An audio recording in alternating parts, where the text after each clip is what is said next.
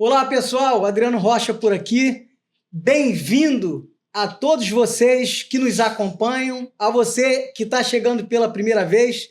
Curte aí, deixa o seu comentário, né, já para a gente iniciar essa entrega desse vídeo espetacular. Então, nós estamos aqui com mais um episódio do nosso podcast e a gente traz hoje uma pessoa especialíssima. Hoje ele é um jovem empreendedor, né? É o Jefferson Honório, o mais conhecido como Japa. O Japa é ex-militar da Marinha do Brasil, foi marinheiro, fez o curso de especialização, né, em sistema de armas, então quase chegou à graduação de cabo. Eu não sei nem se ele chegou à graduação de cabo, mas eu vou deixar ele falar, né? Então eu queria te dar as boas-vindas, Japa, e com muito carinho, com muita alegria, eu te recebo aqui para esse bate-papo. O público, né, o público militar, o público familiares de militar e a sociedade civil como um todo, o senso comum deseja te ouvir. Muito bem-vindo, meu irmão. Valeu, muito obrigado. Primeiramente, é uma honra estar aqui, né? Agradeço ao doutor Adriano pela oportunidade de estar fazendo parte de tudo isso.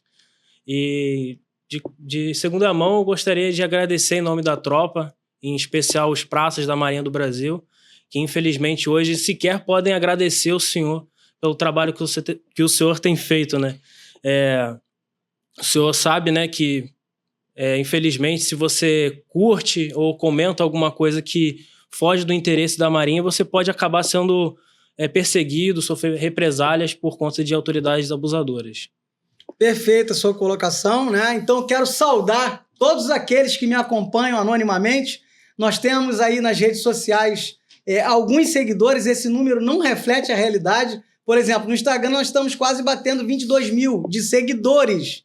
Todavia, temos 3 milhões e meio de acessos durante os últimos 30 dias. Então, meu muito obrigado a vocês que anonimamente nos acompanham todos os dias. Tem gente que diz, doutor, eu vou lá no seu perfil de manhã, de tarde e de noite, dar uma olhada para ver as novidades. Então, os meus sinceros agradecimentos a vocês. Tudo isso só acontece porque vocês fazem a parte de vocês. E eu queria começar com uma pergunta muito simples, ô Japa.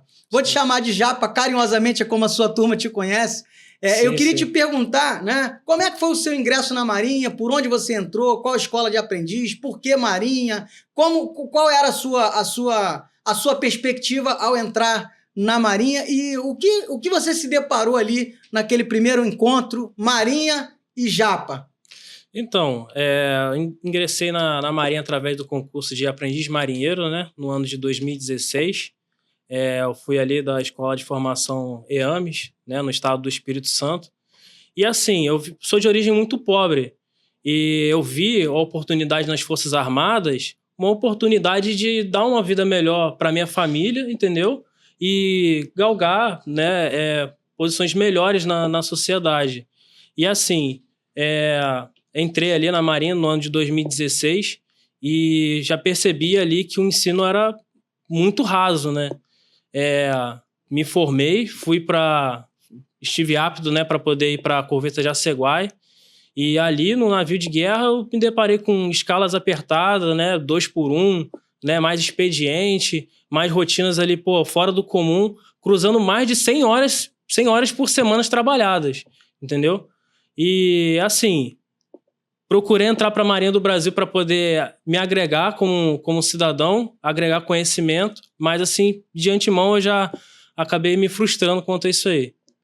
E essa frustração, ela começou quando? Porque todo mundo entra com aquele sonho, né? Sim. E tem aquela música, entrei de gaiato no navio, né? Então, muitos jovens acabam entrando de gaiato no navio. Mas quando que você teve... Eu percebo que você é um jovem muito inteligente, né? Deixo aqui o registro do meu elogio. Obrigado. Quando que você teve essa percepção de que você entrou de gaiato no navio, ou seja, de que você entrou na Marinha e a Marinha não era aquilo que você esperava? Quando que você percebeu isso? Então, assim que eu estive ali na esquadra, né, na corveta Jaceguai, percebi ali, né, como eu já falei, uma escala muito apertada, fora do comum, não estava conseguindo visitar minha família, entendeu? Uma rotina exaustiva e que eu não estava produzindo nada, né? Tipo, eu era um excelente cortador de legumes e no que diz apito, eu era praticamente um Tom Jobim. Mas conhecimentos fora isso, eu não tinha praticamente nenhum. Eu tava ali, eu não sabia o que eu tava fazendo da minha vida, entendeu?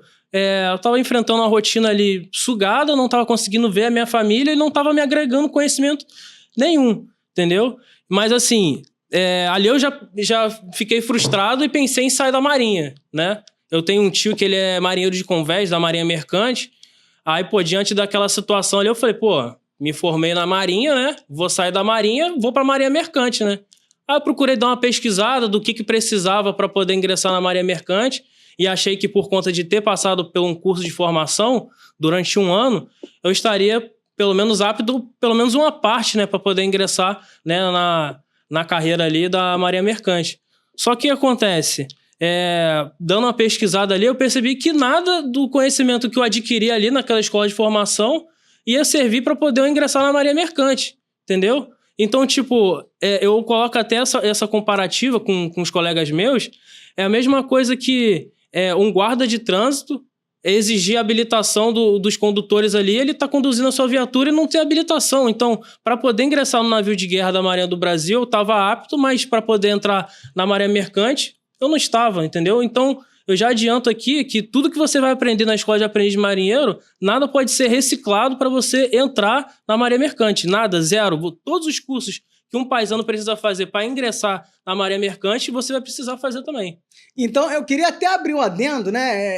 É interessante deixar claro que aqui não tem script, o bate-papo é de forma muito natural, as coisas acontecem de forma natural.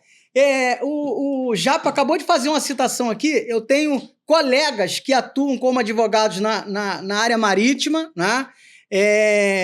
E as reclamações em questões que envolvem a diretoria de portos e costas, elas são fora do padrão de comedimento. Não dá para medir a magnitude e a dimensão das reclamações que se tem. São empresas credenciadas, um monte de coisa que envolve, e daí a gente tira a conclusão. Ora, se eu sou um marinheiro, se eu tenho toda a habilitação para mexer com convés, para mexer com máquina, para mexer, inclusive gente especializada em máquina, especializada em armamento, nas mais diversas áreas, cozinheiro, taifeiro, por que não abarcar esse militar da Marinha que deu baixa e abraçar ele na Marinha Mercante, dando para ele uma credencial? Por quê? Eu queria fazer essa pergunta pro diretor de portos e costas da Marinha, pros capitães de portos, né, do Rio de Janeiro, dos mais diversos estados. O que acontece aí nos bastidores para se adquirir essas credenciais para serem habilitadas para a Marinha Mercante? E aí, voltando a sua carreira, né, você teve essa percepção, e aí como que você lidou com isso? Quando que você decidiu não mais permanecer na Marinha? Quais foram os próximos passos que você foi dando de modo a chegar onde você chegou hoje? Então, me deparei com essa situação aí, né, que o que eu tinha conhecimento ali adquirido na instituição de nada ia servir para poder seguir uma vida aqui fora, entendeu? E, assim, eu fiquei muito frustrado. Mas aí, pô, os mais antigos, sargentos e subs, disseram, cara, pô, relaxa, isso aí é fase, quando você for cabo, quando você for sargento, as coisas vão melhorar. Aí eu, pô, beleza, vou continuar aqui e vou ver se eu consigo agregar alguma coisa para poder sair daqui, porque, assim, de cara, quando eu saí da escola de aprendiz marinheiro e me deparei com a realidade da esquadra, ali eu já tinha tomado a minha decisão de sair fora. Eu vi que aquilo ali não era vida para mim, entendeu? Mas, enfim, no ano de 2020, eu fui para o curso de cabo, né? Onde eu me formei técnico em material bélico e obtive a graduação de cabo e a especialidade de diretor de tiro, né? E, de novo, mais uma vez, eu percebi a deficiência no ensino da Marinha, que, inclusive, é um ponto que eu vou frisar bastante aqui, que foi uma das exigências... Exigência!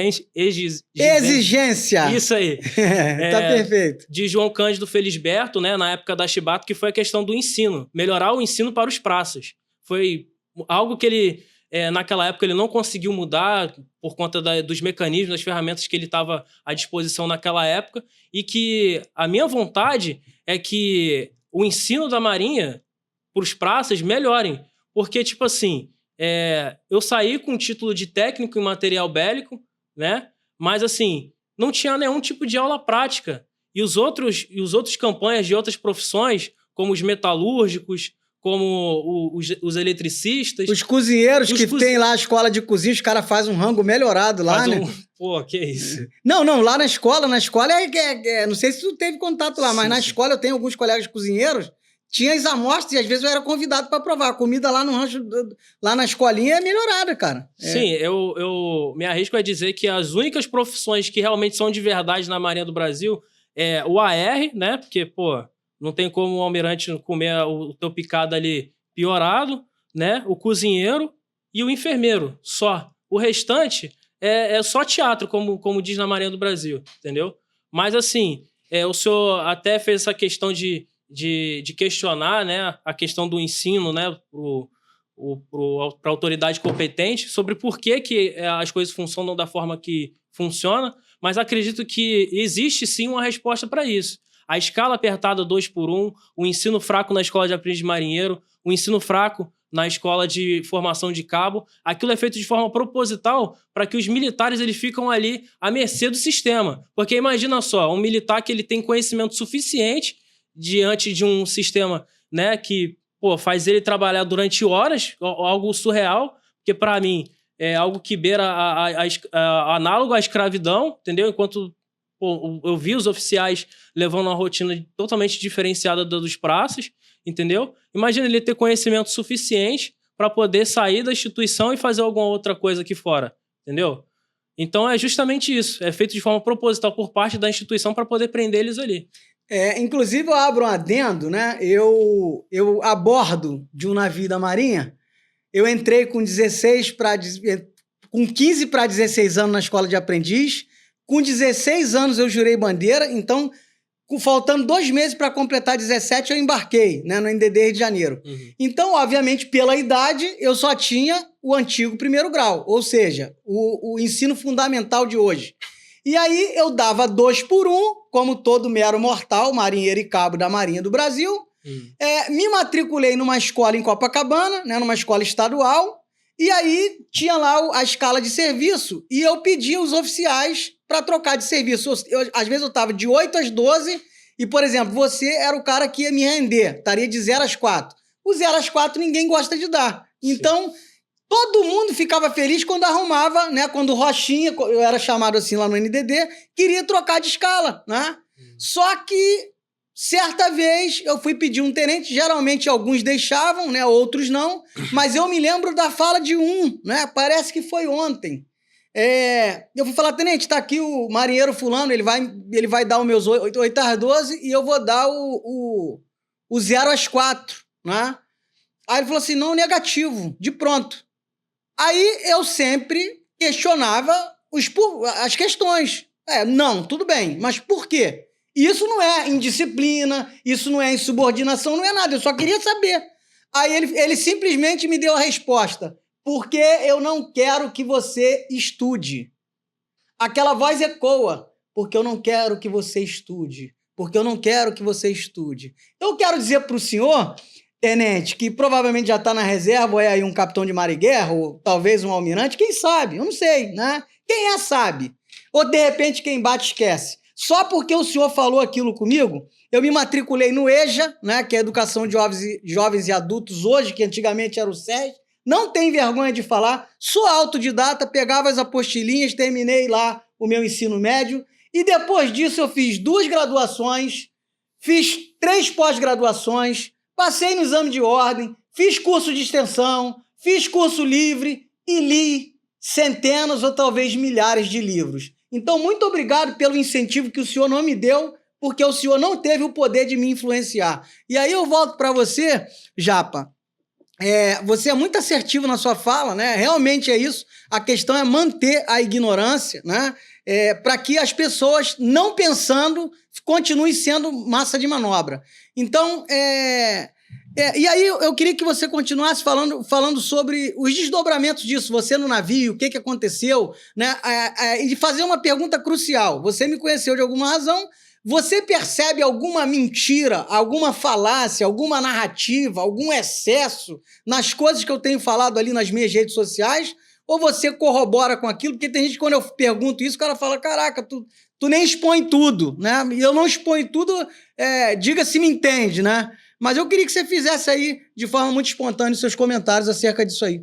Então, pessoal, tudo que o doutor Adriano Rocha tem defendido e tem falado nas suas redes sociais, eu concordo. Nesses 9 anos de Marinha, não tem alguma coisa que eu vi na rede social dele no que diz respeito à Marinha do Brasil, né, que eu posso falar com propriedade, né, porque foram 9 anos, que se descola da verdade, entendeu? A respeito da segregação entre pessoas, entendeu? Da tratativa entre praças e oficiais, entendeu? Os militares que procuram seus direitos, eles são sim perseguidos. Tanto que eu comecei o vídeo aqui falando, né, que eu agradeço em nome, né, dos praças da Marinha do Brasil, porque infelizmente eles não podem sequer curtir ou tecer algum tipo de comentário nos vídeos dele, porque pode sofrer represálias nas suas carreiras, entendeu? Que foi um dos pontos que também me fez querer sair da Marinha do Brasil, porque aquela certa estabilidade que era me prometida antes de entrar na instituição, a qualquer momento era colocada em xeque por coisas que, tipo, sabe, pífias. Antes do senhor teve só que ele leva mais na parte cômica, né? Que é o Juruna Sincero. Bem no começo, as pessoas que curtiam, comentavam nos posts dele no Facebook, as pessoas eram perseguidas, não podia. Tinha até aquela charge da escola naval, que é aquela terra ali onde o sol não bate. Poxa. E ele é um meme, né? O Juruna Sincero é um meme. Eu nem sei quem é, eu nem conheço. Teve palestras com base nos posts ali do Juruna Sincero para que não pudesse comentar, entendeu? E eu acredito sim, já não faço mais hoje parte das fileiras, mas acredito sim que hoje deva ter palestras, ministram palestras ali a respeito do que o doutor Adriano fala, mas simplesmente a verdade, entendeu? É a realidade do que acontece na instituição. E o intuito aqui, meu, e eu acredito que o do doutor Adriano Rocha, de nenhuma forma é denegrir a imagem da instituição, mas sim tecer críticas construtivas baseadas na verdade para que as coisas melhorem, entendeu? Para que o ensino, pelo menos eu defendo, e acredito que o doutor Adriano também, que melhore o ensino, entendeu? O ambiente de trabalho dos praças ali, entendeu? Criar um ambiente mais agradável. Isso tem consequências, assim, muito benéficas. Por exemplo, a gente tem um problema escancarado, que é a questão do ISME. Quantos militares estão fazendo tratamento no ISME ali por conta das rotinas que eles encaram ali nos navios de guerra? Então, é importante você falar, né? Hoje mesmo eu recebi diversas mensagens sobre o pessoal da inteligência plotando, né? Quando a gente fala plotando, é que está fazendo ali as averiguações para descobrir quem me segue, quem curte, quem comenta, para fazer relatórios que vão prejudicar a carreira desses militares. Isso é um absurdo, em pleno século XXI. E aí fica a pergunta que eu tenho feito sempre. Eu até coloquei lá no meu story hoje um post de um cara que está falando isso. Doutor, não te sigo, não curto nada e não comento, mas estou aqui, né? Então são milhares, né? 3,5 milhões de visualizações, são milhares, né? São milhões de pessoas que estão nessa condição, mas que estão entendendo aquilo que está acontecendo. E jamais a insurgência sobre hierarquia e disciplina. A gente entende bem esses princípios basilares que norteiam as Forças Armadas e as Forças Auxiliares, mas não dá para a gente se calar. E em eu não me calando, eu vou continuar dando voz àqueles que não possuem voz. Eu estou arrancando mordaça de muita gente, sim. Isso está doendo. Essas pessoas que malignamente, perversamente querem continuar abusando e que são detentoras do poder, querem a todo custo me calar, mas eu quero deixar um recado muito sério para os senhores. Os senhores não conseguirão. A força que me move é muito maior do que tudo e do que todos. Então, que Deus abençoe os senhores. E aí eu volto para você não tocou num ponto nevrálgico, eu sei, né, bastante sobre isso, mas você falou de segregação, né? Você falou de uísme. Você percebe segregação? Você teve problemas inerentes à sua mãe, que a gente já conversou em off. Que tipo de segregação você percebe na Marinha do Brasil, onde você conviveu por 9 anos? Onde você viu essa segregação, essa estigmatização da praça, a praça ser tratada como um delinquente só por ser praça, né? Eu queria que você falasse um pouco sobre isso. Então, a segregação entre pessoas presente na Marinha é algo notório, escancarado. Eu posso dizer isso com propriedade, né? Porque eu precisei, em alguns momentos, dos serviços, né, de saúde da Marinha, né, o Marcílio Dias, e pelo fato de ser praça, eu tava com um problema sério, que eu tava com a minha mão inchada, tava do tamanho de uma luva de boxe, entendeu? Por conta de uma infecção. Eu fiquei durante horas ali esperando, enquanto eu via diversos oficiais chegavam na minha frente e eram atendidos primeiro, entendeu? E também a questão dos dependentes de praças. Há, sim, essa diferença entre dependente de praça e oficial, entendeu? E tem como distinguir isso, porque na carteirinha, na identidade ali do dependente de marinha, ele vai estar descrito ali se ele é dependente de cabo, se é dependente de sargento, se é dependente de um almirante, entendeu? E também a questão da minha mãe, né? Como o doutor acabou citando, né? A minha mãe, ela teve no ano de 2020, em que eu estava cursando a cabo, problemas psiquiátricos sérios, né? Ela começou a piorar muito. E assim, eu confiei na Marinha, né? Algo que era mais precioso para mim, que é a minha família, pô, entendeu? Procurei ali cuidar da minha carreira, porque eu estava no ano de formação, cursando um curso que tem uma taxa de reprovação altíssima, né? Eu acredito que o senhor também é dessa profissão. Eu sou DT também, pô. DT sou também. DT também, sou. E assim, confiei a Marinha para poder cuidar da minha mãe, corri atrás ali para colocá-la como dependente. Assim, eu já estava pagando ali a questão do FUSMA, mas foi uma burocracia danada, mas eu consegui colocar ela. E assim, a minha mãe, ela procurou atendimento médico, eles fizeram um pouco caso dela, entendeu? Não marcaram uma consulta, não marcaram um psicólogo, um exame, nada do tipo, entendeu? A minha irmã, desculpa, que esteve mais presente ao lado da minha mãe nesse momento, ela diz que, tipo, o pessoal sequer deu uma orientação para minha mãe ali do que ela tinha que fazer, aonde ela ia para poder procurar ajuda, né?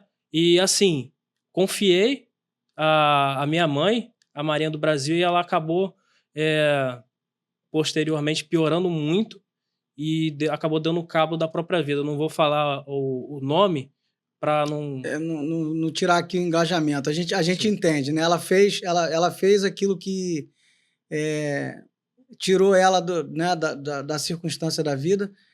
Eu me sensibilizo muito com você, cara. Entendo que você falar sobre isso é bem ruim, né?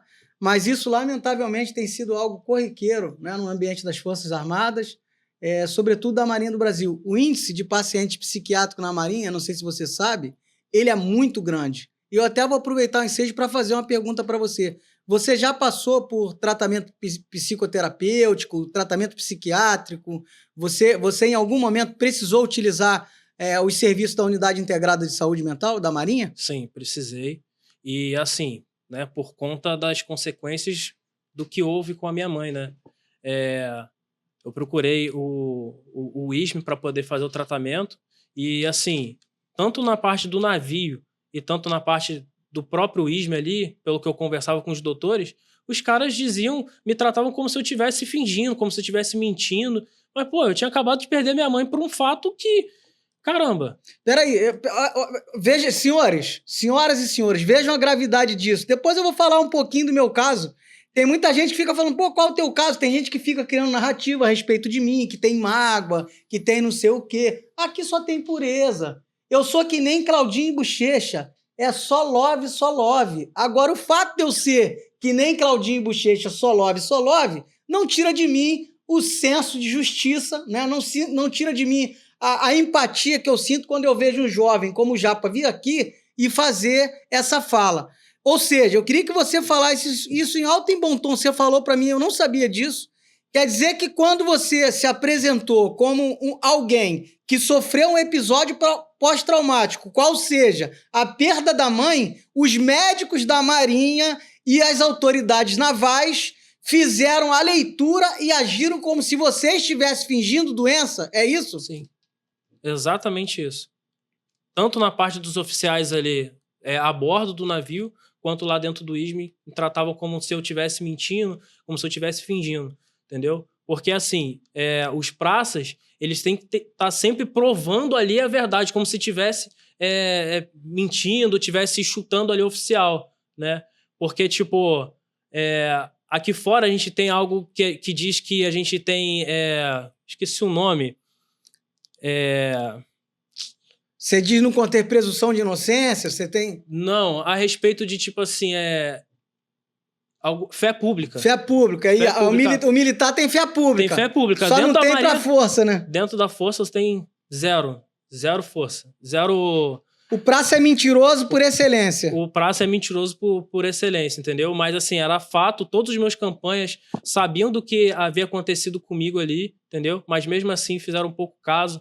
E, assim, é difícil falar isso, mas por conta de tudo isso que estava acontecendo, por conta do meu desapontamento com a instituição, por conta do que aconteceu com a minha mãe, eu já cogitei algumas vezes em tirar a minha própria vida, entendeu? Só que quando eu vim para o Rio de Janeiro, sem familiar, sem ninguém aqui, uma frase que minha mãe disse para mim quando ainda estava boa é que, cara, quando você for para lá, eu não vou poder estar cuidando de você, eu não vou poder ver o que você está fazendo de certo ou de errado, só faz um favor para mim, cuida do Jefferson.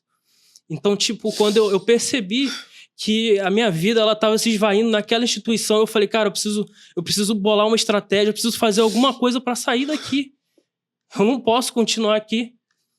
E é algo que eu vou até compartilhar com os senhores, como diretor de tiro, as armas que eu usei para poder me libertar desse sistema que, na minha opinião, é maligno, cara. É maligno, entendeu? E... Então, desculpa, até me emociono. Fica tranquilo, eu também estou emocionado, né? O que você está falando é muito forte, né? Aqui não tem ninguém num teatro, aqui a gente está na vida real.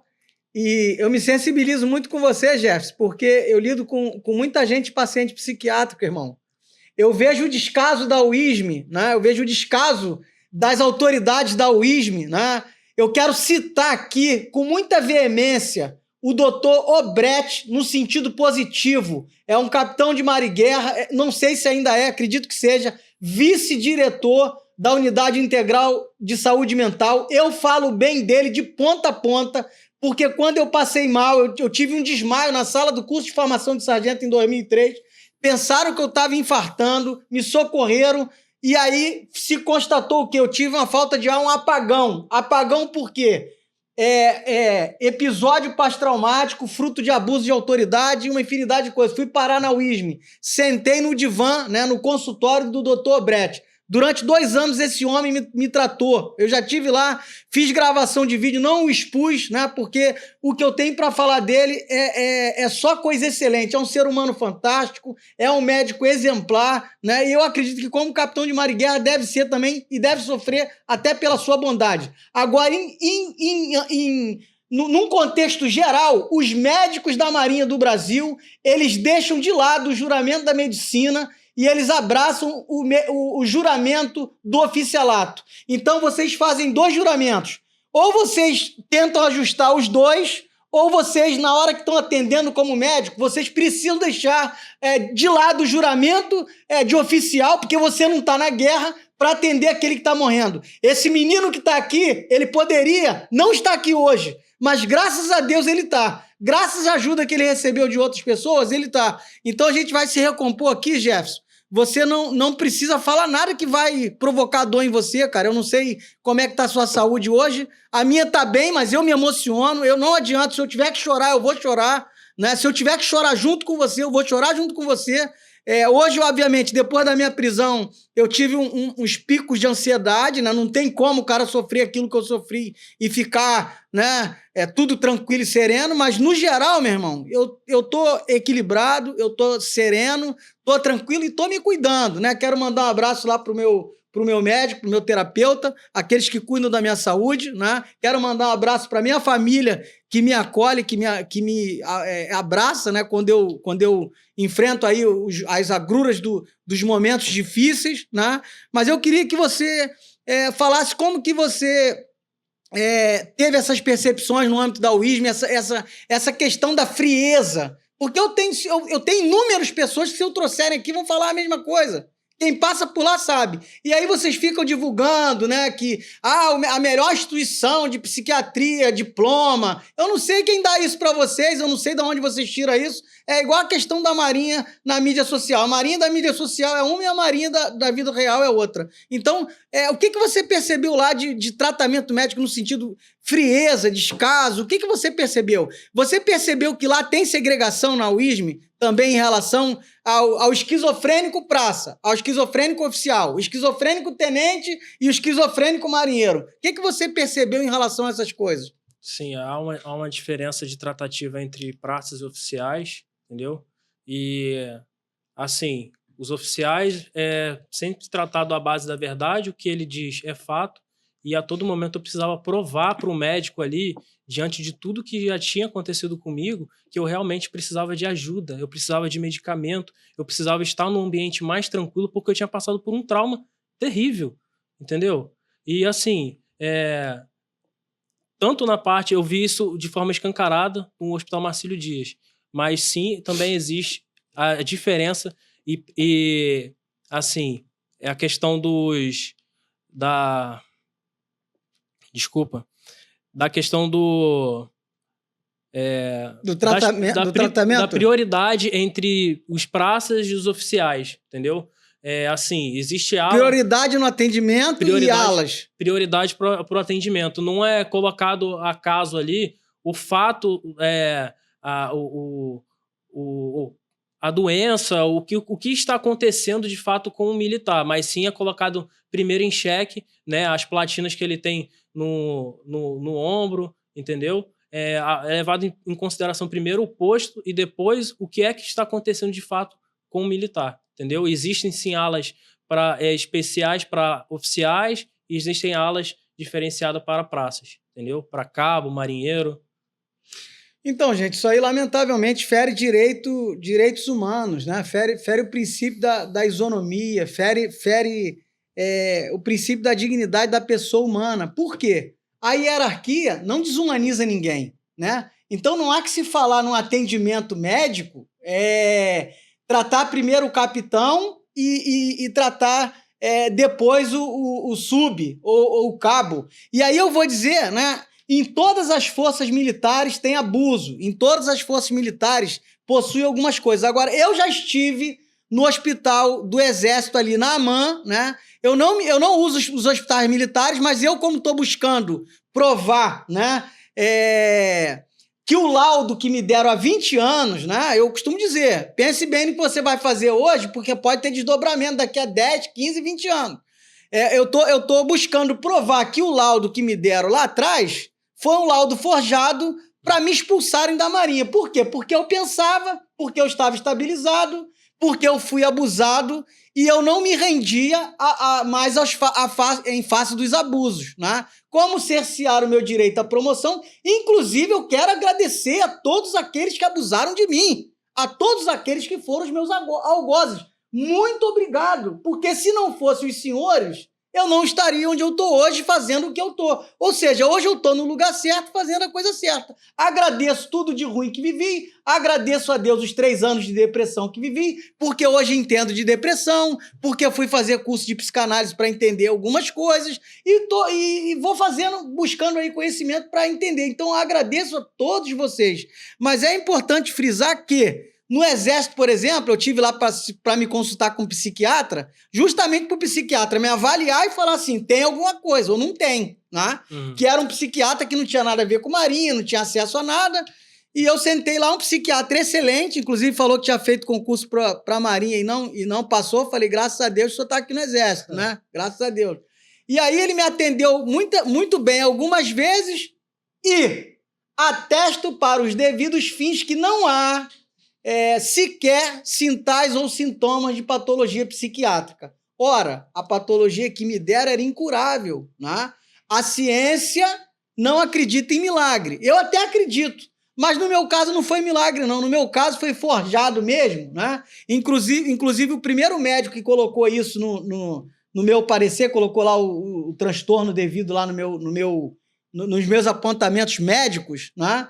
Ele é um violador sexual com diversas condenações, então não há que se falar em qualquer tipo de credibilidade para um cidadão que coloca isso. E os outros? Os outros fizeram corte e cola, vai saber por quê, né? Na justiça, lá na frente, alguém vai ter que responder, né? Porque tem muita gente falando, tu é reformado, tu ganha dinheiro da Marinha, não pedi para ser reformado, irmão. E eu fui reformado proporcionalmente num ato covarde, insano, alguém pensando que ia acabar comigo.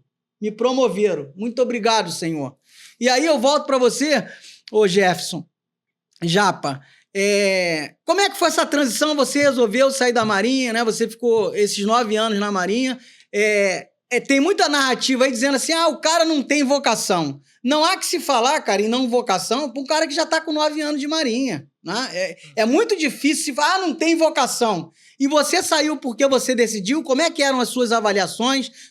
Até você ser doente, até você ficar doente, te trataram de uma forma, depois da doença te trataram de outra? Como é que foi essa dinâmica aí? Então, assim, eu gostaria de mandar sobre essa situação que aconteceu comigo, agradecer ao suboficial escrevente Teixeira, lá da Fragata Rademacher, que viu que a minha situação estava grave e interveio de me tirar do navio. Tá? Teixeira, um abraço pro senhor aí, Subteixeira. Por mais subs assim na Marinha, mais oficiais assim e mais praças assim, porque também tem praça lascando praça por aí. Sim.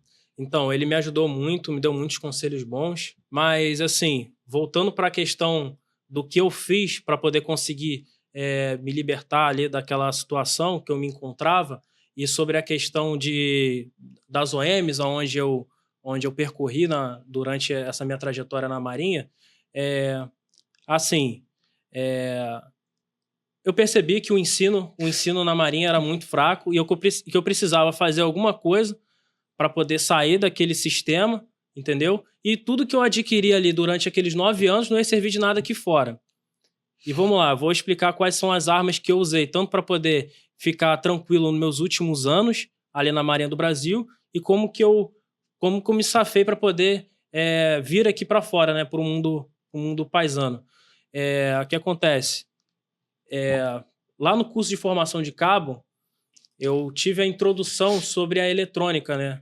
A eletrônica é algo fundamental para a profissão do diretor de tiro, né? Que ele, teoricamente, ele vai fazer reparos ali nas placas dos componentes ali dos armamentos. Não sei como que era na época do senhor. Sim, mas assim, a dinâmica ali do que eles mostraram para a gente no curso era esse. Beleza? E também fazer a operação, lançar os mísseis, né? Larga o prego, atirar, mirar, né? Todo aparato lá de armamento que funciona, diga-se de passagem, daquele jeitão. Então, aí o que acontece? Eu tive aquele primeiro conhecimento ali, primeira apresentação com a eletrônica ali no CIAA, entendeu? E eu falei, cara, é isso que eu quero fazer da minha vida. Só que sem a aula prática, eu falei, cara, como é que eu vou aplicar esses conhecimentos que eu tô tendo aqui durante esse curso de formação no meu cotidiano, né? Porque, é notório, qualquer curso técnico, hoje a gente sai com um título de técnico do CIA como cabo. Só que se você for em qualquer cenário... Como cabo hoje é técnico já? Técnico. Porque antigamente era auxiliar técnico, o de cabo, e o de sargento era técnico. Então, hoje sai técnico? Sai como técnico. Sai como técnico. No papel, né? No papel. Porque, tipo assim, você não tem nenhum tipo de aula prática, você não tem um laboratório de eletrônica, você não tem os dispositivos ali, como um multímetro, um osciloscópio, para poder você exercer os seus conhecimentos ali durante o curso de formação, entendeu? Então, tipo, a realidade é que aqui fora, qualquer curso técnico que você for fazer no Senai, você tem ali a aula prática, entendeu? Não fica só na parte teórica. Aí, diante disso, eu falei, cara, eu preciso fazer alguma coisa. Preciso fazer alguma coisa para poder exercer e me safar lá no navio. Porque me disseram assim, né? Eu questionei até um instrutor lá, falei, mas não tem aula prática aqui? Ele falou, não, cara, relaxa, que quando você chegar lá no navio, vai ter um supervisor lá que vai conseguir te auxiliar e você vai fazer a prática lá. Eu falei, mas eu tô saindo com título de técnico no CIA, então lá que tem que ter a prática. Aí, beleza. Eu falei assim, cara, eu vou dar um jeito aqui. Aí eu tinha um cômodo lá na minha casa que estava vago, aí eu resolvi montar um laboratório de eletrônica. Ali eu comprei um multímetro, comprei um osciloscópio e procurei complementar o conhecimento que eu havia adquirido na Marinha do Brasil com o conhecimento que eu adquiri na internet, né? Fiz bastante pesquisa, entendeu? E consegui aplicar tanto a parte teórica e prática ali na minha casa mesmo. Você é autodidata, então, né? Autodidata. Tanto que eu não para me engrandecer, mas é o que é uma realidade. Assim, o pessoal que formou na minha turma, nenhum deles sabe mexer com multímetro, nenhum deles. Você falou, você comentou comigo que quando chegou a bordo, um supervisor não sabia mexer com multímetro. Isso. Como é que é isso? Aí o que acontece? Me disseram que, pô, lá no navio ia ter a prática, mas eu falei, cara, eu vou me preparar aqui antes, mas vai que esses caras não estão falando, não estão dizendo a verdade, né? Não tô dizendo que eles estão mentindo, mas enfim. Mas assim, eu falei, cara, eu preciso dar um jeito. Aí eu montei esse laboratório de eletrônica, me safei ali, aí me formei cabo e fui ali pra Fragata Rademacher. Aí eu me deparei ali com o supervisor DT também, que eu comecei a questionar ele sobre coisas cotidianas do reparo ali do DT, né, a parte mais da eletrônica, e o cara ele não sabia responder meia dúzia do que eu tava perguntando para ele, entendeu? Perguntei para ele como é que funcionavam as escalas ali no multímetro, não sabia responder, entendeu? Não porque era desinteresse por parte dele, mas sim que há uma deficiência na parte, tanto na formação de aprendiz marinheiro, tanto na formação de cabo, tanto na formação de sargento também. Tinha essa falácia que, não, quando você for a cabo vai melhorar, quando for a sargento vai melhorar. Eu vi que a minha situação não estava melhor daqui quando eu era marinheiro. Eu falei, cara, quanto tempo da minha vida eu vou demandar para essa instituição para eu enxergar que realmente não vale a pena, entendeu? Mas, enfim, aí foi isso. Cheguei lá no navio, o meu supervisor, que era para me supervisionar, eu estava aqui tendo que assessorar ele para poder efetuar alguns reparos ali, entendeu? E, assim, as armas que eu usei para poder me safar e ter uma rotina mais tranquila ali a bordo foi justamente esse meu empenho, o meu interesse em cursar a eletrônica, né? Quando eu cheguei na Fragata Rademacher, eu conseguia fazer alguns reparos que os demais não conseguiam, né? E o pessoal me coxava, falava, pô, vou reparar isso aqui, vou deixar em cima esse equipamento aqui e eu vou ficar com 2 dias de licença, tem como fazer essa troca? Aí o tenente, pô, tem como, entendeu? Você chegou na Rademacher, desculpa te interromper, você chegou na Rademacher em que ano? Em 2021. 2021, já se passaram 4 anos. Queria dizer aí para o comandante da Rademacher, né, e o comandante do primeiro esquadrão ou segundo esquadrão de fragata, eu não sei como é que é o nome aí do superior do comandante da Rademacher. Eu estou recebendo diversas informações de que a Rademacher está sem condições algumas de navegar, que a situação aí está precária, estão maquiando o navio. Então, senhores, pelo amor de Deus, façam a coisa certa. Por quê? Porque qualquer hora dessas, pessoas vão ser ceifadas em incêndios, em problemas, em explosões e coisas graves. E aí, isso não vai ficar como antigamente, nas escondidas, como aconteceu no NAS São Paulo, como aconteceu em outros lugares. A imperícia, a negligência, a imprudência, o dolo serão expostos. O aviso está sendo dado e os senhores precisam entender a gravidade disso. Sim. Assim, fiquei no ano de 2021, 2022 e 2023 na Fragata Rademacher. Aí eu acabei perdendo, né, a minha mãe e tive que me retirar ali da instituição por intervenção desse suboficial que eu acabei de citar. Da instituição que você diz, da fragata, né? Da fragata, Rademacher. Aí eu fui para a base para poder fazer os meus tratamentos e ter uma rotina... Para a base naval do Rio de Janeiro, isso, né? Exatamente. Para poder ter uma rotina mais tranquila, né? E lá na base eu fiz as mesmas estratégias que eu fazia ali na Fragata Rademacher. Conseguia consertar alguns equipamentos e, assim, eu conseguia negociar ali algum dia de licença, sair mais cedo e tal. Aí, nesse tempo que eu tinha extra, né? Porque, assim, a rotina do militar hoje, ela é absurda, né? É mais de 100 horas por semana trabalhadas. Eu aproveitei esse tempo vago para estudar ainda mais eletrônica, para me safar cada vez mais e me preparar para aqui fora, porque eu já tinha colocado um objetivo na minha mente que eu precisava sair daquela instituição ali, porque eu já havia perdido a minha mãe, eu estava adoecendo, e eu falei, cara, aqui eu não posso ficar, entendeu? E, enfim, eu vou citar algumas coisas que aconteceram durante a Fragata Rademacher, que o senhor comentou sobre o ambiente insalubre que se encontra hoje. Assim, teve exercícios não, teve incêndios reais na fragata Rademacher, que eu era o team leader da Suporte Alfa e que eu tive que entrar com 2 marinheiros na Bravo, com o estrado extremamente enferrujado. Então, só pra gente, porque tem um público civil que vai entender, né? Ele era o team leader da equipe de CAV, que é grupo de avaria. Eu queria que você falasse isso numa linguagem, não na linguagem naval, pode até falar na linguagem naval, mas algumas pessoas já me pediram. Pô, doutor, quando for fazer entrevista com alguém lá que vocês usarem linguajar naval, eu acabo utilizando aqui porque isso fica no sangue. Você pode passar 50 anos que o TASAF é TASAF. TASAF é tá ok. E sempre vai ser assim. Então, eu queria que você explicasse. Teve um incêndio real. O que é incêndio real? Pegou fogo no navio. De verdade. Pessoas poderiam sofrer ali.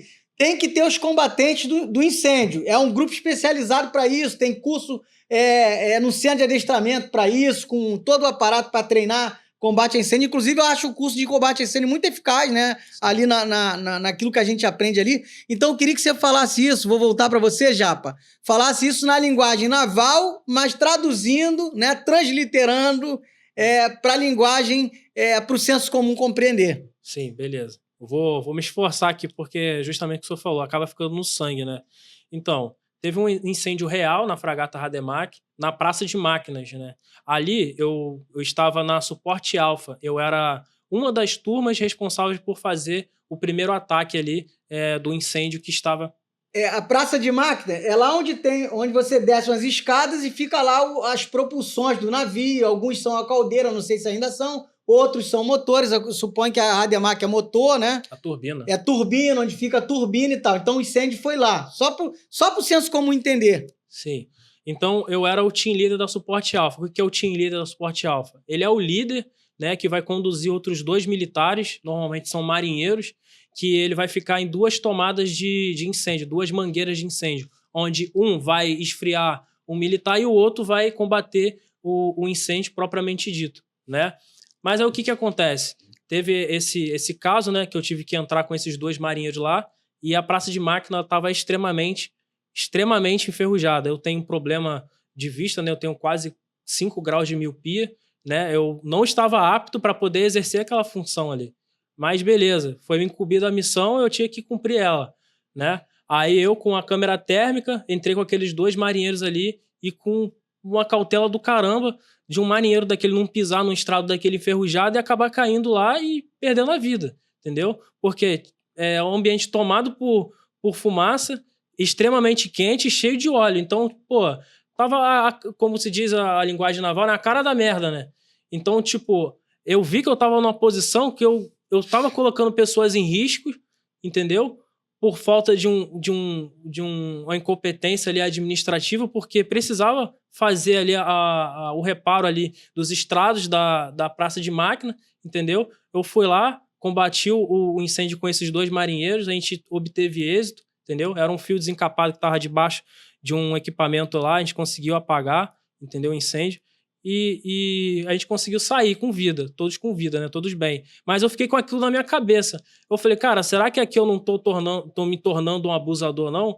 Porque, tipo assim, eu tô forçando 2 marinheiros a entrar num ambiente ali praticamente suicida, não por conta da situação em si, mas sim por conta de negligência de, tipo, precisava fazer o reparo ali, entende? Antes do sinistro acontecer, antes né? do sinistro acontecer, entendeu? Aí eu pensei, eu falei, caraca, se um marinheiro daquele cai no estrado daquele, entendeu? E acaba se machucando, acaba se acidentando ou perdendo a vida, como é que eu vou explicar para os familiares dele que não, que o tenente mandou eu ir lá e levar os marinheiros sabendo que estava com os estrados tudo enferrujado, entendeu? Na minha visão, o incêndio ali não deveria ser ser encarado daquela forma, onde você coloca militares diante do perigo, entendeu? Como se fosse uma armadilha, entendeu? Porque antes do incêndio, já sabia que estava enferrujado, já poderia efetuar o reparo, entendeu? Então o que você está dizendo é que há 2 tipos de gestões falhas na Marinha. Gestão de coisas e gestão de pessoas, né? Sim. Então, assim, tem muitos problemas na Marinha que poderiam ser evitados, mas por causa dessa falta de gestão, né, as coisas acabam acontecendo. E você tocou num ponto aí que para mim é um ponto crucial, é um ponto nevrálgico, né? Você se sentiu abusador dos dois marinheiros porque você os expôs ao perigo. Sim. Graças a Deus não houve problema nenhum, né? Graças a Deus todo mundo saiu bem, ileso, legal. Então, o que acontece? O sistema na Marinha é um sistema abusador. Essa que é a grande filosofia. É um sistema onde alguém é obrigado a abusar de outrem por causa de um terceiro que está dando uma determinação. Você quer ver uma coisa? Na minha prisão, quem mandou me prender? Quem mandou me prender ficou atrás da cadeira dando comando. Subiam, descia, eu exigindo meus direitos e tal. E por fim, no fim das contas, quem assina ali é um terceiro, é um quarto. E quem mandou me prender, se for chamado, ele vai dizer, ora, eu nem sabia, eu não sabia. É brabão atrás da mesa. Bate na mesa, dá porrada, dá grito, faz escândalo, grita com subordinado. Mas na hora de responder, na hora do vamos ver, não bota a cara. São, né? os primeiros a se acovardar. São os primeiros a se acovardar, ou seja, é um bando de covarde. Então, esse ciclo de covardia e de abuso, aí eu deixo um registro aqui, né, para as autoridades, para os oficiais, para o Praçame. Enquanto houver medo e terror, a mordaça vai prosseguir acontecendo. Quando alguém der uma ordem ilegal, né? Por exemplo, se te desse uma ordem para você levar esses dois marinheiros, você falava, chefe, me dá a ordem por escrito aqui, tenente. Eu vou entrar nisso aqui porque eu tô em risco. Você poderia ter morrido. E os dois marinheiros idem. Eu tava mais preocupado com eles do que comigo. Pois é, por quê? Porque você é um ser humano, porque você tem uma empatia, você botou indo na linha de frente, que a liderança é isso, né? A liderança é influente, né? Agora, quem mandou você ir? Tava tomando jacuba gelada e comendo farofa lá no rancho, esperando o desenrolo, esperando a resolução. Então, gente, a gente não tá aqui brincando. A gente não tá aqui, a gente tá aqui para trazer verdade, né? E aí, voltando às questões da tua dinâmica psiquiátrica, como é que foi esse teu tratamento psiquiátrico? Qual CID que te deram? Você chegou a ficar de LTS? Você ficou dispensado de alguma coisa? Quando você chegou na base, como é que foi na base, né? O que aconteceu com você na base? E uma outra pergunta também, né? Vou emendando aqui, o maluco você vai respondendo aí no seu tempo. Como foi a sua carreira em termos de avaliações, em termos de... Você, o que me parece, foi um militar padrão, um militar normal, né? E na Marinha se tem um problema. O militar padrão de hoje, conceito 10, conceito 9.8, né? Que antigamente era de 1 a 5, né? O excelente hoje é 10, antigamente era 5. Muito bom era 4, bom era 3, 2 era regular, 1 era insuficiente. O militar 10 de hoje, ele pode virar um marginal de amanhã com 6, 5, até 4.9, que eu já vi tem documento na mão. Inclusive por ficar doente. Então, como foi tua carreira na base? Como é que foi nesse processo de lidar com a sua mãe, de lidar com os problemas, de lidar com a perda? Essa questão de conceito, como que foi sua carreira aí inerente a conceito, avaliações e perseguições nesse sentido? Sim, pelos relatos que eu compartilho aqui, eu fui um militar tranquilo, entendeu? Não gerava dor de cabeça. Mas o que acontece? Por essa dinâmica de conseguir barganhar ali, conseguir consertar algumas coisas, né, e conseguir ter uma licença e tudo mais, eu conseguia ter uma vida até que tranquila na Marinha. Vivia as realidades ali, que a comida, por diversas vezes na base naval, vinha com tapuru, vinha estragada. Entendeu? Comida vinha com tapuru? Tapuru? Olha aí, gente. O tapuru não é de hoje. Em que ano que era o tapuru que vinha? Era 2024. 2024, ou seja, quando ele saiu em 2024, já tem um ano e o tapuru continua lá. Né?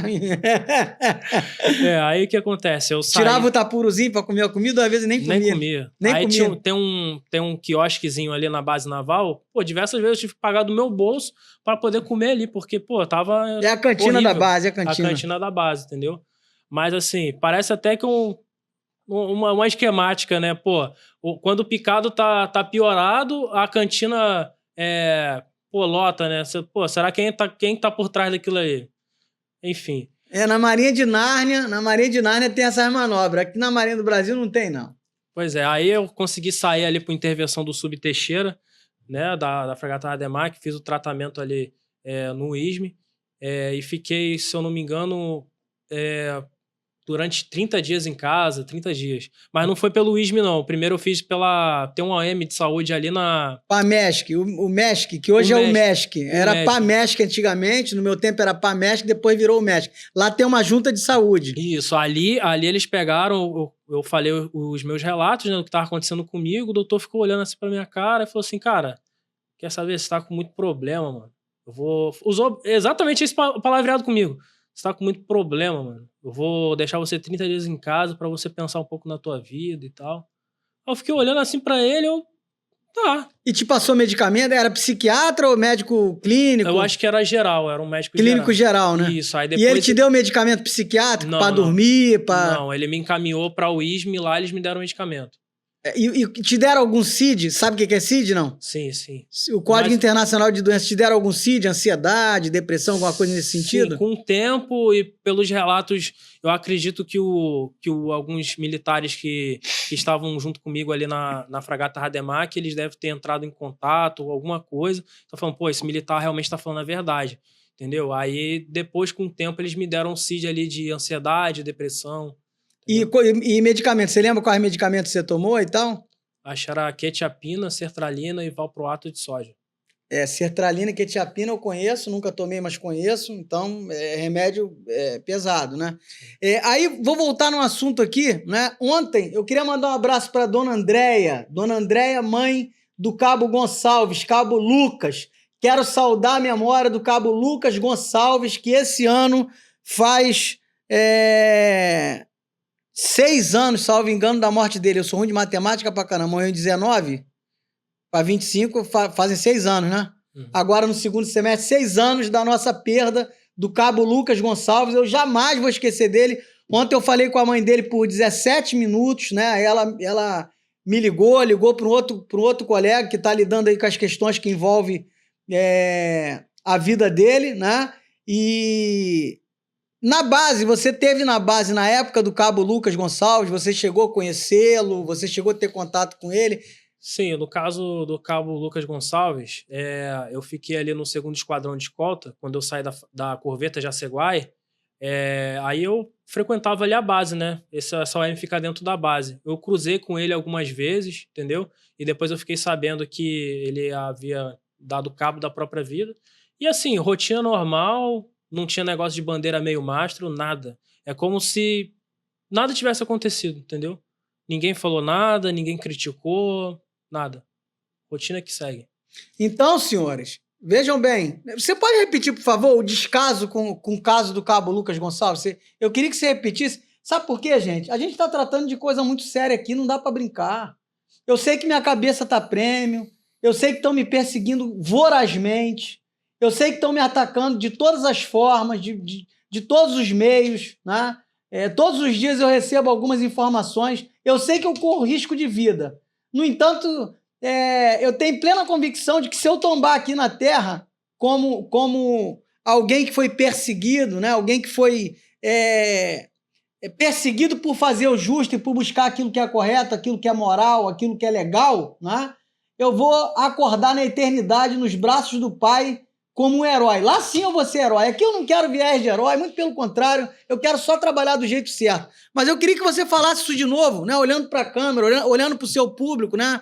Olhando para o público que nos acompanha. Quando o Cabo Lucas Gonçalves, naquele xadrez que foi fechado, que foi isolado, que acabou, que foi extinto, né? Tomou 10 dias de prisão rigorosa, estando sob efeito de medicamentos gravíssimos, de medicamentos com muito poder, cuja bula dizia que poderia acontecer aquilo, a bula dizia isso, né? O comandante Cantarim, à época, que foi promovido a almirante, era o comandante da base, foi quem sentenciou ele à prisão e mandou jogar ele naquela masmorra. Aquilo era uma masmorra, né? Era uma masmorra. O que aconteceu quando esse episódio fatídico aconteceu? O que você viu na base? Repete aí para o seu público, olhando para a câmera, para sua câmera, para as pessoas entenderem. Então, nesse período, eu estava no 2º Esquadrão de Escolta, né? É um AM que fica dentro da base naval. O Cabo Lucas, ele foi preso ali, né? Na base naval. E, assim, a gente ficou sabendo no outro dia do que tinha ocorrido, mas foi como se nada tivesse acontecido, entendeu? Ficou aquelas falácias ali entre os praças, Só que não teve bandeira meio mastro, não teve um dia de leak, entendeu? Não teve sequer um minuto de silêncio, nada, entendeu? Ou uma palestra em homenagem ao Cabo Luca, Cabo Gonçalves, entendeu? Nada, zero. Como se nada tivesse acontecido, entendeu? Ou seja, infelizmente na Marinha, o ser humano, a Marinha que desvalorizar o seu pessoal. Vocês estão contratando marqueteiro, vocês estão contratando gente de mídia aí da internet, marqueteiro, para falar as coisas bonitas. Uma salva de palmas para a Marinha, uma salva de palmas para as praças que estão sucumbindo, uma salva de palmas para as praças que são vitimadas pela Comissão de Promoção de Praças, uma salva de palmas para os militares que estão, de alguma forma, querendo gritar porque estão sendo humilhados, vilipendiados, mas estão sendo calados pelos setores de inteligência das OMs. Uma salva de palma para aquele que tem sede de justiça. Uma salva de palma para você, ô Jefferson Honório, Japa, por você ter saído da Marinha, por você ter buscado os seus ideais e por você ter chegado até aqui, né? Então, fica aí o meu repúdio, a minha total indignação e resignação em face daquilo que fizeram com Cabo Lucas e a minha eterna solidariedade à mãe do Cabo Lucas, Dona Andréia. Eu jamais vou deixar a senhora, jamais vou esquecer a senhora e pode ter certeza que a memória do seu filho jamais será esquecida.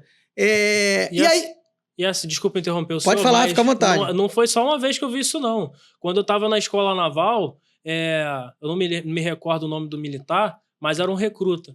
Eu não sei se ele se acidentou no trajeto de ida ou de volta de casa, trabalho.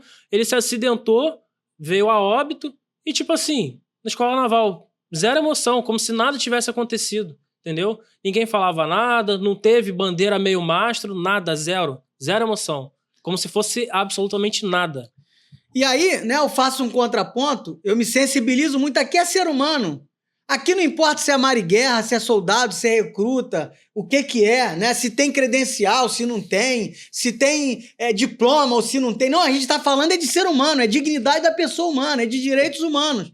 Quando morreu a doutora Gisele, né, por quem eu tenho muito carinho, eu estava lá no dia, numa diligência, no Hospital Naval Marcílio Dias, se montou aquele teatro, né, mas ninguém tomou a favela, ninguém caçou os vagabundos, se não me engano, até hoje está lá a operação Nada com Nada, né, que eu chamo de operação Nada com Nada, com muita liberdade, os fuzileiros comendo mal, sofrendo vários dias sem ir para casa, mas quando morreu a saudosa, né, a falecida doutora Gisele, né, que muitos comentaram, uma médica de excelente padrão, uma pessoa fantástica, né? Inclusive, dia desses eu vi uma entrevista com o filho dela que muito me emocionou falando da violência no Rio de Janeiro, né? A Marinha, de alguma forma, fez alguma coisa. A Marinha colocou os tanques de guerra lá, a Marinha, né, deu entrevista, comandante dando entrevista, ou seja, a vida de um capitão de marighera importa. E a vida do marinheiro não? A vida do capitão de marighera importa. A vida do recruta não? Então, quero dizer para os senhores, autoridades navais, almirante Olsen, a força que o senhor comanda é uma força segregadora, é uma força que causa repúdio nesse ser humano que vos fala. Eu quero dizer para o presidente Lula, o presidente da República, se fosse o Bolsonaro, eu me dirigiria a ele da mesma forma. Aqui não tem polarização política, aqui não é sobre política, é sobre direitos humanos. Quero me dirigir à excelentíssima senhora ministra dos Direitos Humanos, a senhora Macaé. A Marinha do Brasil é segregadora, a Marinha do Brasil comete vilipêndio com seus militares, comete atos dos mais vis possíveis e que não devem ser tolerados. E eu preciso que os senhores intervenham contra isso. Quanto ao senhor, almirante Olsen, no senhor eu não confio, porque o senhor chamou João Cândido de abjeto e de todos aqueles marinheiros que se insurgiram contra a tortura. O senhor se levantou contra o reconhecimento do João Cândido, que tem o seu filho, que tem os seus netos vivos, seus bisnetos talvez. O senhor disse que eles eram abjetos, quando na verdade não se dá para distorcer entre torturador e torturados. Abjetos são os torturadores. É isso que Vossa Excelência precisa entender. E aí você é um cara que entende um pouco de história, né? Como que você vê essa questão do João Cândido? Por que a Marinha não o reconhece? Ele era de uma inteligência fantástica. Ele ia para a Inglaterra, aprendia a falar inglês. Ele passava 2 meses na França, aprendia a falar francês. Ele, enfim, era um cara acima à frente do seu tempo, né? Acima da média em diversas questões, né? Então, queria que você falasse um pouquinho aí do nosso grande herói João Cândido. É assim que eu vejo, né? É alguém que eu tenho muito apreço, muito carinho. Vou escrever um livro sobre ele um dia, né? Vou escrever um livro também sobre direito militar.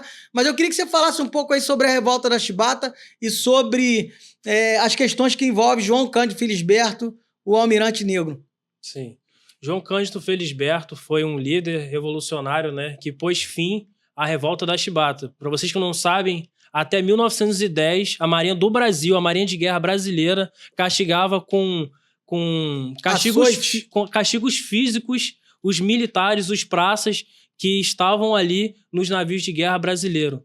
E um dos pontos que o João Cândido Felisberto tentou requerer ali naquela sua época era a questão do ensino na Marinha. E que eu volto a frisar que é muito, muito fraco, entendeu? O João Cândido Felisberto foi, sim, um herói, entendeu? E vale a pena citar aqui que na escola de aprendiz marinheiro não é citado sobre o nome dele, não é falado sobre a história dele, entendeu? E pelo tempo que eu fiquei na escola naval e conversei com alguns aspirantes, também é ocultado sobre os feitos de João Cândido Felisberto.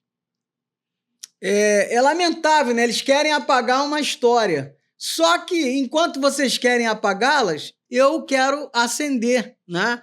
E se eu tiver que fazer história, né, mais uma graduação para corroborar com aquilo que eu falo, apesar que hoje a gente tem livro, tem todo o aparato de pesquisa, eu tenho gente que tem dossiê, né, sobre as questões que envolvem João Cândido Felisberto, e ele sim é um grande herói nacional. Quero saudar aqui Candinho, seu filho, os netos do João Cândido, os bisnetos que porventura ele tenha, né, e dizer que eu o reconheço como um grande herói. Então, eu queria, Japa, que você fizesse aí algumas considerações finais, e hoje eu vou encerrar diferente, né? Eu nunca fiz isso em nenhum dos episódios, mas eu vou fazer isso. Eu queria que você fizesse aí um apanhado geral, falasse aquilo que viesse no teu coração, aquilo que vier no seu coração, e depois a gente vai fazer um bate-bola, um bate-pronto. Eu vou falar uma frase ou uma palavra e você vai definir uma resposta com uma só palavra, né?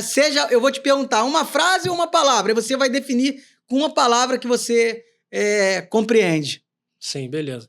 Minhas considerações finais, eu vou voltar a citar sobre a questão do ensino. Existe um porquê do ensino na Marinha do Brasil ser muito fraco.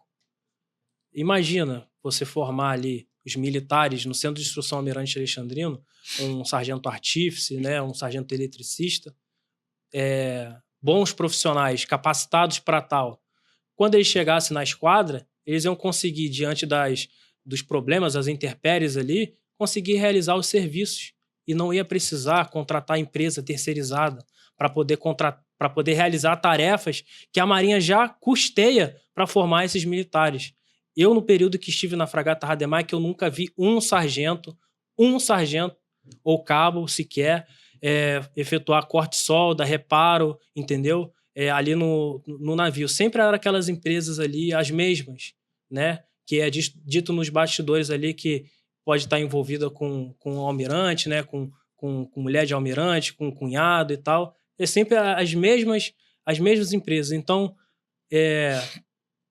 o ponto do ensino da Marinha, se ele fosse muito bem aplicado, se fossem formados bons profissionais, até para que eles possam fazer alguma coisa aqui fora, caso eles não queiram seguir a carreira, haverá também uma questão de economia na questão naval, porque para que contratar uma empresa paisana para poder efetuar corte solda se você já tem um militar formado para tal, né? Se ele é um metalúrgico, né? Se ele é um metalúrgico, né? Mas isso é feito de forma proposital, justamente para poder gerar essas coisas ali, porque a forma mais fácil de se roubar dinheiro em partição pública é através da prestação de serviço, tá?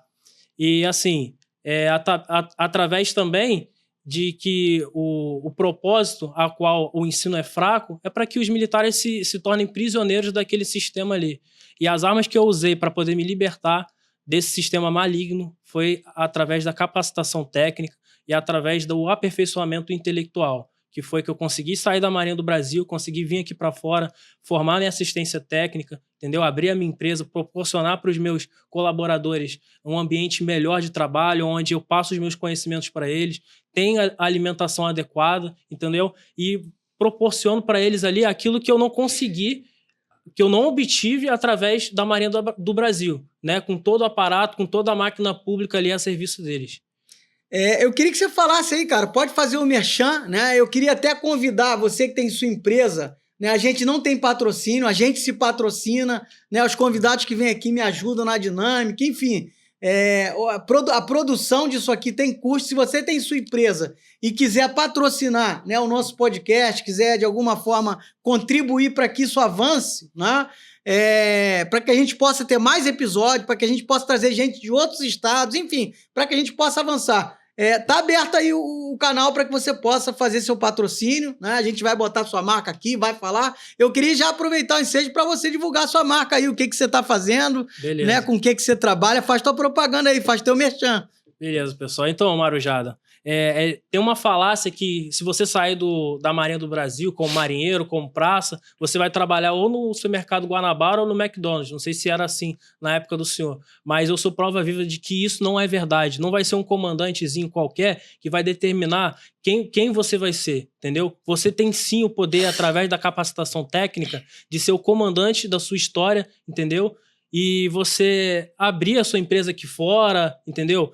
Mas, assim, foi através de muito estudo, muita pesquisa, que eu consegui sair da Marinha e consegui abrir a Duotech Games, que é uma empresa especializada no reparo de console, entendeu? Reparo nas placas de games. Então, você que está precisando aí de um suporte no seu console, está com problema, é só procurar a Duotech, que você vai encontrar a melhor equipe possível. E um comentário que diz lá no Google é que é um ambiente que traz paz. Você sente paz lá dentro.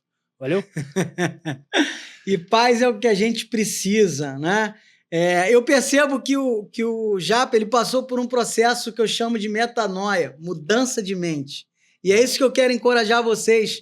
E para tanto eu parafraseio Paulo, o santo apóstolo, na sua epístola à igreja em Roma, né? Paulo aos Romanos, capítulo 12, versículos 1 e 2, diz o seguinte: rogo-vos, pois, irmãos, que apresenteis o vosso corpo por sacrifício vivo, santo e agradável a Deus, que é o vosso culto racional.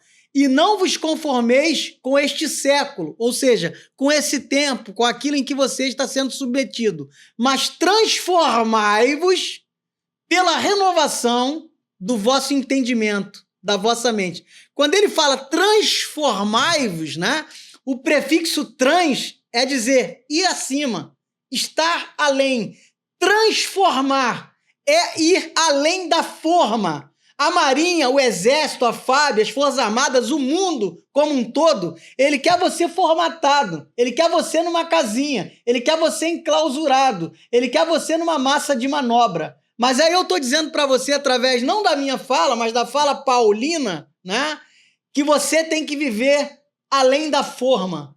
Você precisa se transformar, você precisa passar por esse processo de metanoia, e eu tenho certeza que você vai chegar no lugar dos seus sonhos, dos seus objetivos e no lugar que Deus preparou para você. E aí eu quero encerrar, né, o nosso bate-papo fazendo aquele bate-pronto, aquele bate-bola. Não tem nada em mente. Eu vou falar e você vai responder aquilo que sair, saiu. Beleza. Marinha do Brasil. Injustiça. Oficiais da Marinha, na sua grande maioria, bons ou perversos? Encontrei bons oficiais ali, mas a grande maioria, infelizmente, são perversos. Ensino. Péssimo, fraquíssimo. Qual o pior tipo de escravidão? A física ou a mental? A mental. Porque você coloca o indivíduo numa prisão em que ele não consegue enxergar as jaulas, os muros que estão ao redor dele.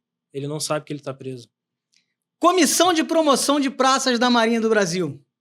Aquilo ali é um complô para poder controlar a massa, para fazer a boa vontade dos comandantes ali, abusadores. Na Marinha existe perseguições? Sim ou não? Cara, isso aí é a mesma coisa de dizer que o céu é azul. É inerente à Marinha. Hoje, infelizmente, a questão da perseguição... Se um militar hoje ele não sofreu perseguição, ele presenciou algum tipo de perseguição ali de alguma campanha dele. Navios da Marinha, estruturados ou desestruturados? Por quê? Então, o que faz a Marinha de Guerra ser a Marinha de Guerra são a questão dos armamentos. Eu posso dizer com propriedade, porque eu sou técnico em material bélico, vivi nesse ambiente e os navios da Marinha do Brasil não estão preparados para tal, entendeu? E estão velhos, estão sucateados pela falta de preparo técnico da própria tripulação, porque eles não sabem operar o equipamento que foram entregues a ele ali pelo povo, né? Qual é a verdade? A Marinha do marketing dos seus canais oficiais ou a realidade que eu tenho trazido nos meus canais? A realidade que o senhor tem trazido nos canais. Para confrontar a realidade que eles têm dito, é só perguntar para o pessoal em off, pessoal que ainda está na ativa. O senhor concorda? Não tô gravando, não tem câmera, não tem nada, tá? O que o doutor Adriano fala é mentira? Ou o que é dito nos podcasts de Marinha condiz com a verdade? Na Marinha, você percebe liderança efetiva? Sim ou não? E por quê? Então... Liderança, aí eu vou dizer, liderança efetiva, partindo do pressuposto que liderança é influência. Não é eu mando e você faz, eu tô... Essa coisa despótica não é liderança. Liderança é influência, né? Então, é nesse contexto que eu pergunto. Na Marinha tem liderança efetiva? Sim ou não? E por quê? E aí, é óbvio que... Né? Enfim, vou deixar você responder. Não existe liderança efetiva. E uma frase que é muito dita na Marinha é que as palavras convencem, mas o exemplo arrasta. Eu nunca vi um comandante, né, que arrastasse os seus comandados através do exemplo. Eles não têm uma formação de pessoas para poder lidar com pessoas, a parte de RH ou algo do tipo para poder lidar com o ser humano. Eles acham que estão lidando ali com máquinas ou algo... Sei lá, não sei, eles não acham que estão lidando com pessoas ali. Uma questão importante, tá? Me fugiu aqui da memória, eu ia te perguntar, mas eu vou mudar a pergunta até que eu lembre a pergunta que eu iria fazer. Você acredita em mudança? Por exemplo, eu estou trabalhando, sobretudo por um ideal, né? Eu sou um idealista e eu tenho um ideal. Esse ideal é transformação no âmbito da Marinha, das demais forças, né? E aí eu queria te perguntar, você acredita nessas transformações? Sim ou não? E por quê? Sim, eu acredito na transformação. O trabalho que o Dr. Adriano Rocha tem feito, eu soube do pessoal, né, que ainda está na ativa, que muita coisa foi mudando ali, entendeu? E assim... para poder as coisas mudarem de forma efetiva, não basta apenas o doutor Adriano, entendeu? Exercer o trabalho que ele tem feito. Os praças, os militares de boa índole, eles precisam se juntar, entendeu? E não se calar diante de um abusador ou de uma pessoa que for perseguida, entendeu? Eles têm sim que testemunhar, têm que correr atrás dos seus direitos, entendeu? Não tem essa de tipo, eu vou colocar a Marinha na justiça, eu sou traidor da pátria, né? Como eu vi no comentário do Tenente Eusébio. Não existe isso, cara. Você tem que correr atrás dos seus direitos. Direito é direito, pô. Entendeu? Você não pode se abster das coisas erradas que estão acontecendo. E eu vou ressaltar que se a gente não se unir, se a gente não bater contra os abusadores, a situação só vai piorar, entendeu? Tem uma falácia eu esqueci o nome do autor, mas ele diz algo mais ou menos assim, vieram levar os comunistas e eu não fiz nada porque eu não era comunista.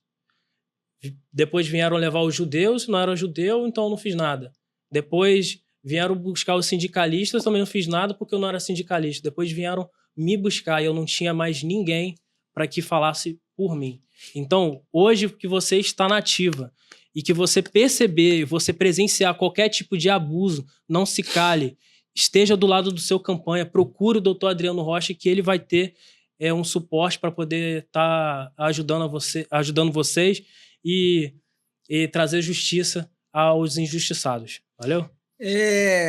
Por fim, né, por que o não uso? Né? Eu recebi informações hoje de um cara do Exército e eu já sabia. Né? Eu perguntei, porque ele trouxe lá um comentário. No Exército se usa celular à vontade. Óbvio que ninguém pode filmar paiol, ninguém pode filmar, né, lugar de segurança orgânica, etc. Não é sobre isso. Na polícia militar, no bombeiro, em tudo. Né? Ato administrativo é filmado. Acabei de participar hoje de uma audiência de um IPM no Exército filmado. Né? Ponto. Então, por que não celular na Marinha? Por que essa proibição, esse terror de celular na Marinha? Então, a proibição de celular a bordo é justamente para não se criar provas dos abusos que acontecem lá dentro. Um exemplo notório disso, eu já estive em diversas vezes participando ali do evento de visitação dos navios da Marinha do Brasil, né?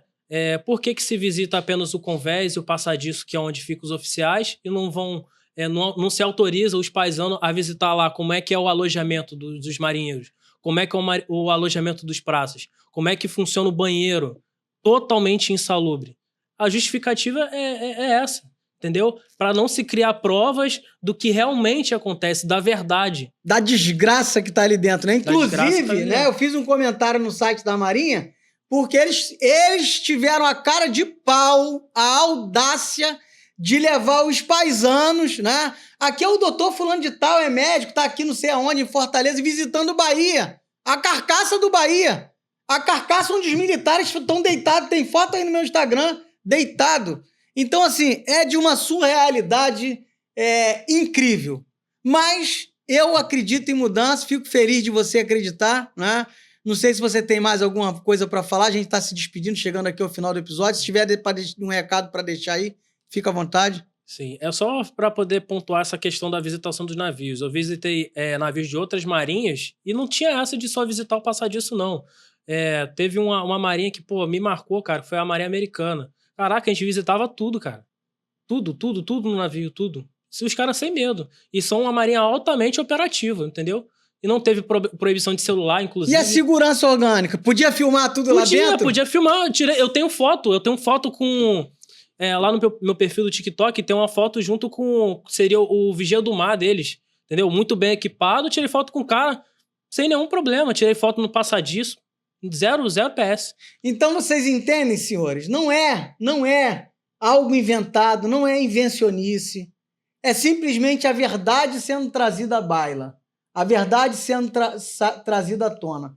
Eu não sei o que vai acontecer comigo amanhã, depois da manhã, mas eu quero dizer para os senhores, não vai haver retrocesso. E eu encerro dizendo, quem nasceu para João Batista não tem medo de perder a cabeça. E eu glorifico a Deus que me vocacionou, que me chamou, que me deu capacidade intelectual e resiliência para vencer tudo que eu venci. De tudo eu já enfrentei um pouco. Venci até aqui e vou continuar vencendo. E é por ele, para ele, que eu destino toda a glória e toda a honra.